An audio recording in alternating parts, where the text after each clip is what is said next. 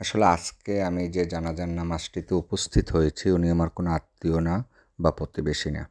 উনি আমার দোকানের নিয়মিত একজন কাস্টমার ছিলেন। খুবই ভালো মনের একজন মহিলা ছিলেন। সবসময় হাসিখুশি থাকতো। ওনার সাথে পরিচয় আমার ৮ থেকে ৯ বছর আগে। সেই থেকে উনি আমার দোকানে কন্টিনিউ আসতো এবং ওনার আত্মীয়স্বজন বা প্রতিবেশীদেরকে নিয়ে আসতো। আজকে সকাল 11:30 হঠাৎ আমার ফোনে একটি কল আসে এবং সেখানে এক ব্যক্তি কান্না করে বলে, "আমার মা আর এই পৃথিবীতে নেই।" তখনই নিজেকে ধরে রাখতে পারলাম না।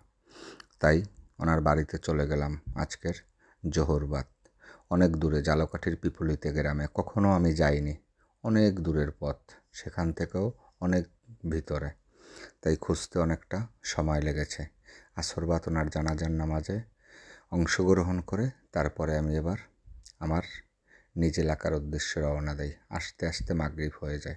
আসলে মানুষের প্রতি মানুষের ভালোবাসা, টান এতটাই, হঠাৎ করে অপরিচিত লোক অনেকটা পরিচিত হয়ে যায়। আর ঠিক তেমনি কিছু কিছু লোকের ব্যবহারে খুব কাছের লোকটা দূরে চলে যায়। ঠিক না বলুন?